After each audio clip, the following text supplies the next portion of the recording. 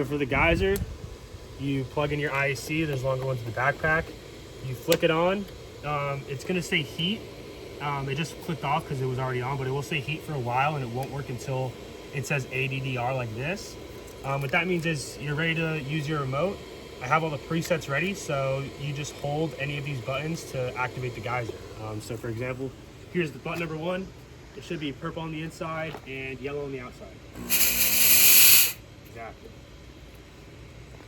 It stops working. You probably just have to give it a second to cool down, and then it will start operating again probably within a minute, 30 seconds to a minute. That's really it. This is the receiver for the remote, and it does need to go in this remote slot once again with the notch upward. So you look at that notch, you plug it in, and now your remote will work. So your machine will be filled with fluid already. You just plug it in with your IEC cable that you'll have with you. There's longer ones in the backpacks. You flick it on. You take your remote. You put notch upwards into manual controller slot. You're going to want to set your duration to 10 seconds, your interval to 1, and then just make sure the timer button is engaged. And if that yellow light's on, then you're good to leave it alone and it'll do its thing. The Hurricane Mini is definitely the most basic. You just, again, plug it in with the IEC. There's literally no on switch. There's no indication that it's on until this green light on the remote turns on, which means it's ready to shoot. At this point, someone unfortunately just has to sit here and hold it until it stops. My recommendation would be to just put kind of tape around this, just so it's constantly on. That way it'll pretty much, whenever it's ready, it'll fire until it's not ready anymore, and then et cetera, et cetera. So I'm actually going to try that right now. So you open the box, get your spark boxes out. You can just leave these covers on. You have 2 bags. One is emergency backup. Just leave that alone. Should be fine with the use first packet. So you'll get that ready. And you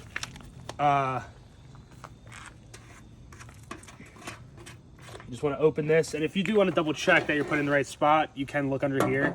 The one with the screw on top will be where you fill powder tank. So we'll just dump a little bit in here, just a tiny bit, because we're just only testing it. But when it is time to actually do the event, I would fill it with, you know, put a good amount in there. Yeah, just fill it up. Use as much as you feel like is necessary. We know for a fact that this is the right hole, so I'm not going to check. We're just going to fill it this time, just a little bit this time though, because we're testing. But don't be afraid to get it in, because remember, we do recoup at the end of the event. We recoup whatever's remaining in the tanks, so it won't be a big deal if you put too much in, because we'll get it back out. You always want more than, you always want too much than not enough, because we're going to be taking it out. So you want to get them powered on. So you have your 2 power cons down here. Got a lot of other stuff in here, like these remotes. They're there for an emergency, but ideally they'll work with the XLR that we're going to set up.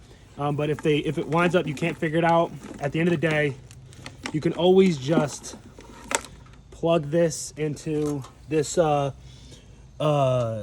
controller slot and use this button to shoot the sparks. It's an option, but it is for emergencies only. In the meantime, we're just going to hook these up with the power con. Always put the blue in the blue.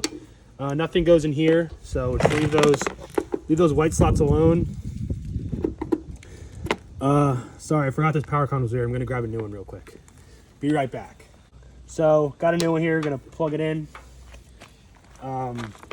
Make sure you hear that click to make sure it's locked in. So you have to twist it clockwise. You hear that click, you know it's in.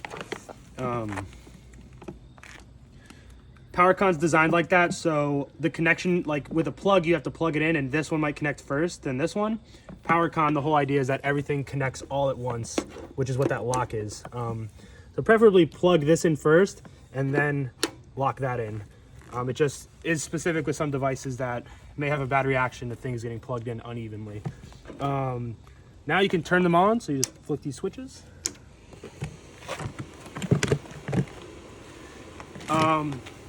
They're gonna say warming up. That's a good thing.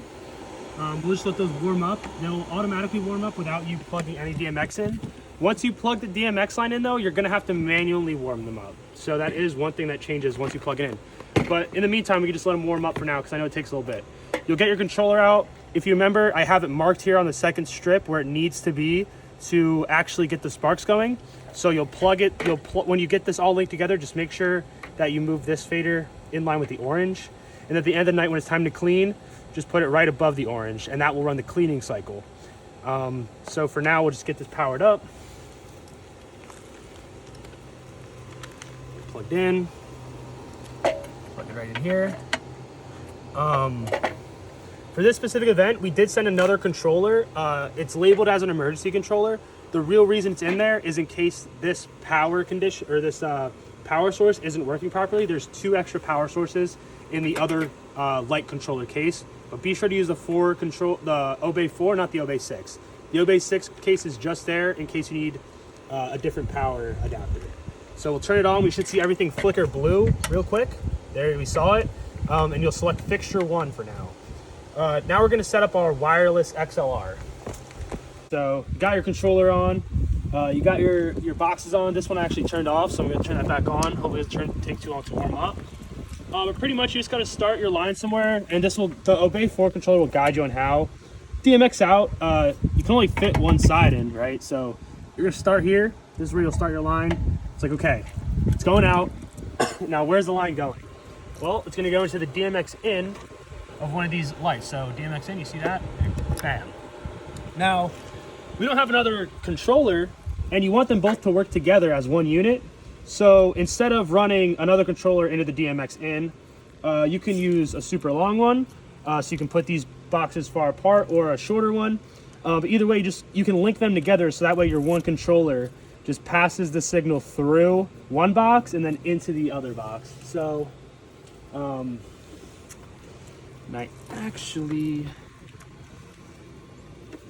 this one, my bad. This one's actually not plugged in, so that's my fault. So we'll go ahead, we'll use the short one. Then we'll just go, same deal. DMX out of this one. Sorry. DMX out of this one. Make sure you see that notch up there so you know you're fitting in right. And then into this one over here. Now they're already preset, they're ready for you to go, but just in case, you can, you will run this to see a little better. You come in and it should just say DMX add 1.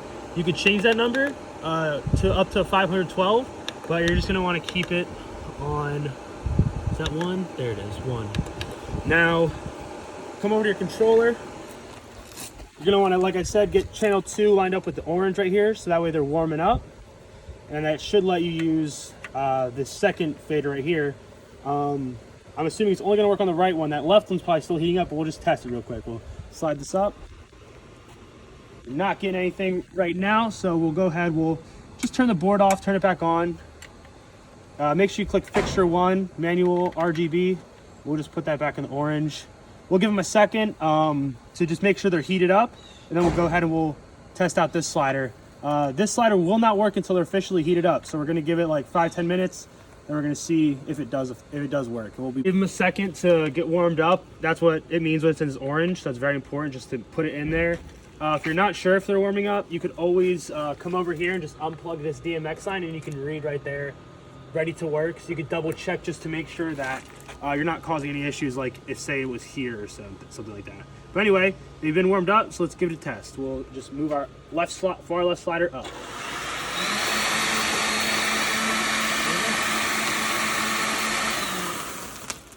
They work perfectly.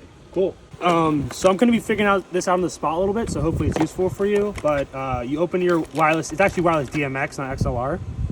This is the charger. They should be charged for you. And then you have a bunch of different units. This unit goes in here. You can't really do it any other way. So this will go in here like that. We're going to set them up first. And then these two, one will go in each of the spark boxes. So one in DMX in here, and then one in DMX in here. You'll see that we're just gonna get them configured first. So you can start by flicking the switch into the on position. And you'll see these LEDs light up over here on the side.